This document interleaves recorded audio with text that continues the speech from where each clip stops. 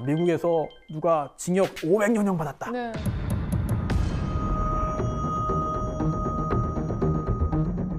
미국이나 영국 비롯해서 이런 그 영미법계에서는요, 피고인이 여러 번째 저지르면 다 더해요.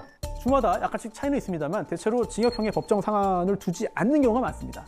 그러다 보니까 뭐 수백 년, 수천 년 이런 것도 나올 수 있는 거죠. 그래서 미국의 한 30대 남성이 상습적으로 아동 성착취물을 만들었어요. 징역 600년형이 나왔습니다. 우리나라도 그렇게 돼야 되는데. 그래야 되는 거 아닙니까? 그러니까. 우리 법의 근간을 바꿔야 되는 거거든요. 아, 그럼 이게 쉽지는 않아요. 그래서 이걸 다 바꾸기보다는 좀 실효성 있는 형량이 선고되도록 양형 기준을 좀 올리고 개선에 어떤 좀 더 초점이 맞춰져 있는 상황이라고 할 수 있겠죠. 네. 자, 법률 용어는 아니지만 요즘에 많이 사용하는 용어가 있습니다. 가스라이팅. 네. 이 송 씨의 사건도 진도사의 가스라이팅에 의한 거 아니냐라고 말을 할 수 있을 텐데요. 이 가스라이팅이 참극을 부른 사건이 있습니다. 2020년 한 카페에서 일하던 60대 여성 박모 씨가 사망했어요. 그런데 맞아 죽었습니다. 절구 있잖아요. 절구공이 이거 등으로 무참하게 맞아서 죽었습니다. 당시 그 사체의 상태가 굉장히 참혹했어요. 일단 그 치아에 이제 그 노양도 있고 또 점막 출혈이 있었고요. 부피가 섬유화되어 있었고 사인은 둘력, 그러니까 그 외부의 어떤 그 힘에 의해서 잔인하다. 내부 출혈이 일어나서 사망했는데 범인이 누굴까? 큰딸 A를 범인으로 지목했습니다. 원한에 의한 그런 관계가 복수 막 이런 게 아니고요? 공범도 있어요. 어? 남자친구? 여동생 2명, 엄마를? 세 자매가 이런 일을 벌인 건데 체포된 다음에 이런 말을 했어요. 제가 카페 운영하면서요, 금전적으로 힘들어서 엄마한테 돈 좀 도와달라고 그랬는데 엄마가 거부했어요.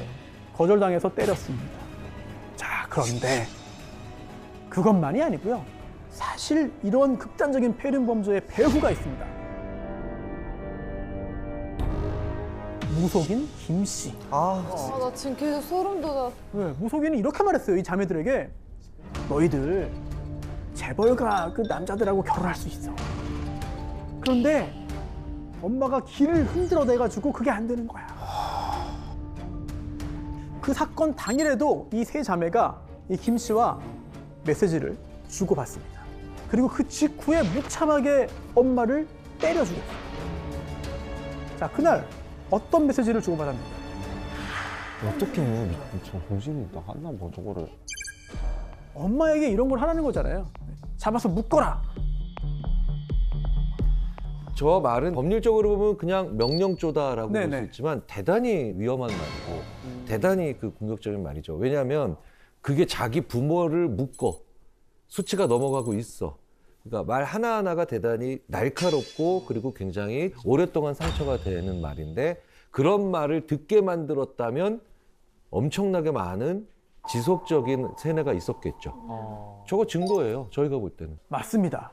저건 자, 지시한 건데요, 정말? 그렇죠. 예, 지시가 인정됐습니다. 재판으로 넘어갔죠. 자, 세 자매 살인이 아니고요. 예? 아니, 이거는 뭐예요? 죽이려고 한 건 아니고 그냥 다치는 정도만 의도하고 이제 한 건데 결과적으로 사망했으니까 상해치사. 그런데 이제 그 존속이니까 가중처벌되죠. 존속 상해치사다. 살인은 아니었어요. 그래서 첫째 딸 A 징역 10년, 둘째, 셋째는 각각 징역 7년 받았습니다. 자, 무속인 김 씨 어떤 죄로 기소됐나? 살인교사 아니고요. 그거 아니에요? 살인교사 아니고 그거 얘기하려고 그랬는데. 죽이라고 한 건 아니다. 존속상해 교사 시켰다. 때리라고 시켰다는 거죠. 때리라고 시켰다. 징역 2년 6개월 나왔습니다. 그리고 대법원에서 이 형이 확정이 됐는데요. 그러면 요즘은 가스라이팅이 인정이 되는 거네요. 지금 대단히 중요한 또 법적인 쟁점을 좀 건드리신 겁니다. 사실 너 누구를 죽여, 누구를 때려 이렇게 직접적인 범죄를 지시하면 시키면 교사죄로 처벌받습니다. 그런데 문제는 그렇지 않은 경우도 있다는 거예요. 집에만 하고 교묘하게 조종만 하는 거죠. 이럴 경우에는 우리 법상 현재 처벌 안 돼요. 처벌하기 위해서는 죄가 명확하게 있어야 됩니다. 그런데 우리 형법에 가스라이팅 죄 없어요. 심리 지배 죄 없습니다. 정신적인 통제 죄 없어요. 그거를 어떻게 증거로 남기는가도 참 그런 것 같아요. 그렇죠. 문자가 와 있고 이렇게 하면은 예, 맞습니다. 뭔가 상해 이런 예. 거 가해라라는 그런 거도 있는데 계속 말로만 하면서 정신적인 지배를 말로만 이렇게 하면서 그러면은 어떠한 증거도 없을 것 같아요. 맞아요. 항상 느낀 예. 건데 가스라이팅의 그 기준을 모르겠어요. 아. 사실은. 지금 이 두 분이 정말 중요한 말씀하신 겁니다. 왜냐하면 가스라이팅 죄를 따로 규정하고 싶어도 하기 어려운 이유가 가스라이팅이 뭐죠? 기준이 없어. 기준이 어디까지 하면은 가스라이팅이고 어디까지 하면은 도와주는 거고 어디부터는 법이 허용 안 하는 거고 어디까지는 법이 허용하는 거죠? 이게 애매합니다. 자, 우리가 애매하면 좀 다른 나라 사례를 좀 보고 참고할 수도 있어요. 영국, 놀랍게도 가스라이팅을 포함한 정신적인 통제 그 자체가 범죄가 될 수 있다. 최고 5년의 징역형을 부과할 수 있는 강압적인 통제라는 개념을 도입했다고 해요. 즉 폭력이 없더라도 심리적으로 자유를 구속하고 억압할 수 있다. 그게 죄다. 그 자체가 죄다라는 거예요. 자, 교수님께 한번 좀 질문을 드리고 싶습니다. 가스라이팅 자체를 범죄화해서 처벌하는 거 심리학적인 관점에서 볼 때는 어떻게 보시는지 좀 궁금합니다. 분명히 범죄죠. 심리학자들은 그렇게 생각하고 저도 그런 입장인데요. 대부분 그 말이나 그 행위 자체가 살해 지시가 아니다, 그렇게 극악하지 않다라고 생각들을 하시는데요. 저희는 이렇게 표현해요. 네. 안약은 전혀 유해하지 않은 것 같죠. 아니야. 예. 안약은 눈에 넣으면. 예. 근데 안약을 계속 옆에서 밥 먹는데 조금씩 타주면 그거 독약이거든요. 네, 그러니까 말의 자체가 증거로서 날카롭지 않다라고 해서 그게 실제로 사람한테 크게 상해를 안 입힌다라는 건 굉장히 근시안적 생각이거든요. 이 가스라이팅 우리가 점점 더 많이 사용하고 있는데 법적으로 어떻게 볼지 또는 심리학적으로 또 정신의학적으로 어떻게 볼지 좀 고민이 좀 많이 필요한 그런 영역인 것 같습니다. 자, 더 글로리 보셨습니까? 네. 네, 많이 보셨네요. 네. 학교 폭력 당한 피해자의 복수극이잖아요. 그런데 이제 복수는 영화 드라마의 단골 소재예요. 맞아요. 네, 현실에서는 못하니까 영화라도 보고 드라마라도 보고 대리만족해라 뭐 이런 의미가 있지 않나 싶기도 한데, 그런데 만약 현실에서 복수극이 벌어지면 어떻게 될 것인가? 결말이 과연 통쾌하기만 할까? 2000년 5월 과천의 한 공원에서 환경미화원이 뭘 발견해요. 아 제발 아니. 네, 토막나서 봉지에 담겨서 벌어진 사람의 발목. 어떡해. 발목만 발견한 겁니다. 경찰이 수색에 나왔습니다. 그래서요, 성인 남성의 것으로 추정되는 왼쪽 손, 허벅지, 발, 오른쪽 발, 팔뚝 발견하고요. 또 성인 여성의 것으로 보이는 오른쪽 발, 대퇴부, 아이고, 몸통 아이고. 발견합니다. 처참하게 토막난 시신 총 11곳에 나누어서 버려졌습니다. 자, 지문감식 해왔더니요, 공원 근처에 사는 한 부부예요? 실종 신고 없었거든요. 그러니까 이제 그 집으로 찾아갔습니다. 그랬더니 아들이 있어요. 작은 아들이 집에 있습니다. 경찰이 부모님 시신이 발견됐다. 그런데 별로 놀라진 않습니다. 그러면서 3일 전에요, 성당 간다고 나가셨는데 연락이 안 되네요. 그 시신이 발견됐다는 왜 안 되냐? 경찰이 수색을 했어요. 화장실, 거실에서 혈흔이 발견됩니다. 결정적으로 시신을 담았던 그 봉지에서 그 작은 아들의 지문이 나왔습니다. 지난 21일 부부를 엽기적으로 살해한 뒤 쓰레기장에 버린 반인륜적 범행을 저지른 사람은 바로 그 부부의 둘째 아들로 밝혀졌습니다. 아들의 손으로 무참히 살해된 부부의 시신 일부는 쓰레기 봉투에 쌓인 채 인적 없는 개천변과 쓰레기장 등에 버려져 있었습니다. 23살 이모군이 부모를 살해하고 시신을 처리한 과정은 가히 엽기적이었습니다. 이 둘째 아들 명문 K대학교에 다니던 학생이어서 더 큰 화제와 논란이 있었죠. 이 둘째 아들, 이 씨라고 하겠습니다. 2살 위 형이 있어요. 동생이 잡혀갔으니까 형도 경찰서에 갔습니다. 근데 경찰에 이런 말을 했어요. 그리고 그 한마디가 우리 사회를 굉장히 들끓게 만들었습니다. 왜 뭐라 했어? 그러니까 지속적으로 뭐 당한 게 있었나? 그러니까 학대, 나도 지금 학대 생각 어렸을 때 전문가들이 되어가시는구나. 맞아. 정확합니다. 정확합니다. 나는 동생을 이해한다. 그래, 그럴 것 같았어. 동생이. 공범 아니에요? 진짜 그렇게 공범은 아니었어요. 네, 공범 아니고요. 전혀 아니고요. 그거는 도대체 어떤 일이 있었기에 형은 부모를 살해한 동생을 이해한다고 말했을까? 먼저 동생 이 씨의 성장 배경부터 보겠습니다. 자, 아버지는요 회사 출신의 장교였고요. 어머니는 엘리트 집안에 태어나가지고 명문대를 나왔습니다. 맞선 봐서 결혼했어요. 근데 이 엄마, 이제 아내는 그 회사 나왔고 장교니까 엄청 높이 올라가겠지 기대했습니다만 예상과 달리 일찍 공직에서 물러나면서 사이가 좀 틀어지기 시작합니다. 그리고 남편에 대한 기대가 자연스럽게 아들들에게 갔죠. 그런데 큰아들은 첫째는 좀 반항도 하고 저항도 하고 막 그랬어요. 그랬더니 온순하고 당하기만 한 둘째, 작은 아들에게 그게 또 다 몰린 겁니다. 유치원 다닐 때 뭐 문구점, 문방구 가면 모두 사고 싶고 보고 싶고 만지고 싶고 한데 맞아요. 이때도 눈치 보느라고 못하고 네. 초등학교 때도 수없이 혼나고 두들겨 맞고 심지어 중학교 때는 나는 우리 부모에게 쓰레기 취급받았다 라는 말을 합니다. 증거도 있어요. 이 범행 2달 전부터 일기에 내가 받은 학대 이거를 다 적기 시작합니다. 그 일기의 제목이 뭐냐? 심판 어떡해. 이고요. 하도 많아서 학대 사실마다 번호를 매겨가지고 쭉 적었어요. 시계 보는 법 맞으면서 배웠다. 밤늦게 먹는다고 젓가락 던지고 다리에 피멍 들도록 맞고 아니 자기 아들한테 너 키 작아서 사회생활 못한다 뭐 이런 말을 하기도 하고 저 아주 극히 일부고요. 어릴 때부터 가정폭력 당했잖아요.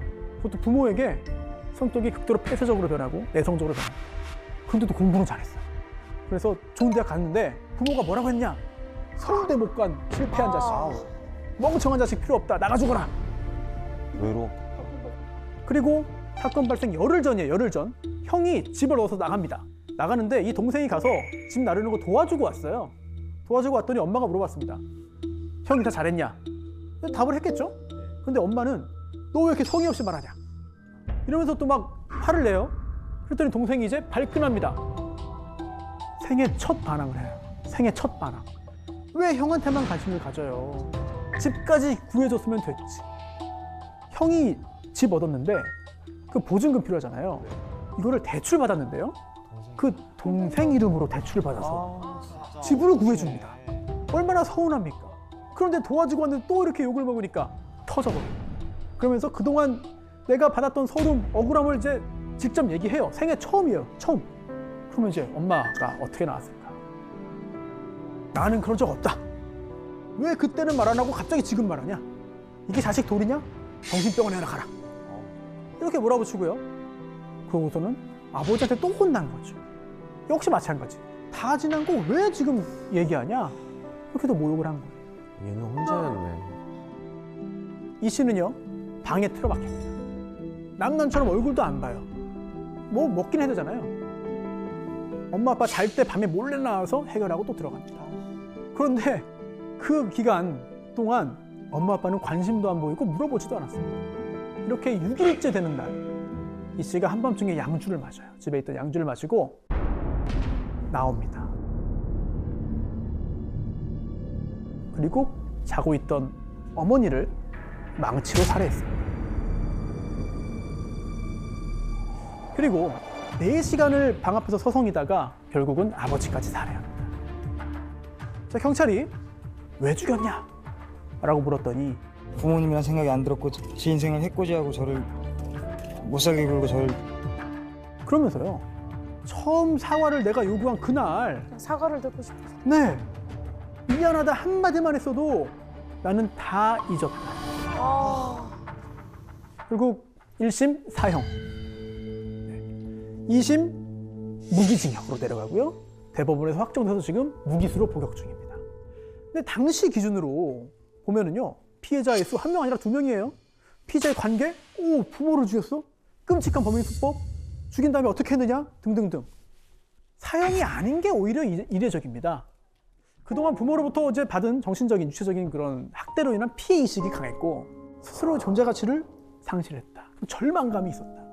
이걸 고려한 건데 사실 이런 상황에 이르기까지 우리 이웃이 몰랐다는 거. 우리 사회의 책임도 일부 있다는 메시지를 사법부가 전하고 싶었던 게 아닌가라는 생각도 너무 마음이 듭니다. 너무 마음이 좀 아프죠. 네. 자, 지금 이 사건은 이제 형법 배울 때 꼭 등장하는 법적으로 대단히 중요한 사건인데요. 1992년입니다. 1월 17일 자정 무렵인데요. 가정집에 강도 들었다는 신고가 접수되어 경찰이 현장에 도착했습니다. 방 안이 이제 막 어지럽혀 있었고요. 강도는 이미 도망갔어요. 그런데 집주인인 50대 남성 김 씨, 이부자리에 가지런히 누워 있었고요. 발목이 묶여 있었습니다. 그리고 흉기로 이미 여러 곳을 찔려가지고 사망한 상태. 어떻게? 강도 살인인 거죠. 네. 근데 피해자가 더 있어요. 방 안에 함께 있던 21살 딸. 손목이 테이프로 이제 결박돼 있었고요. 또 브레이저 끈이 끊겨져 있었지만 뭐 특별한 외상은 없었습니다. 흉기가 발견됐고요. 집안 여기로서 지문이 나왔습니다. 다 확인해봤더니 가족이 아닌 지문이 하나 나왔습니다. 범인일 가능성이 매우 높죠. 그리고 사건 이틀 후 경찰이 그 지문의 주인을 찾아서 잡아왔어요. 잡아와가지고 범인 잡았다! 이 사람 맞냐? 라고 했더니 이 김양이 보자마자 주저앉았습니다. 왜? 그러면서 제가 그랬습니다. 제가 범인입니다. 아, 자기가 그냥 그랬다고요?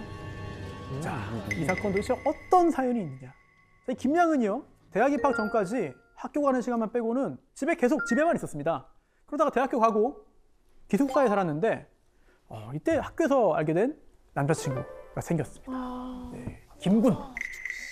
그런데 계속 만나다가도요, 주말만 되면 꼬박꼬박 본가를 가요. 그래서 이 남자친구 김군은 이게 좀 이상했습니다. 아니, 주말만 되면 왜 저렇게 항상 갈까? 왜 나를 안 만날까? 그리고 이 둘의 관계가 더 깊어지고 굉장히 더 긴밀해진 상황에서 김양이 가슴속에 있었던 이야기를 눈물을 흘리며 털어놓습니다.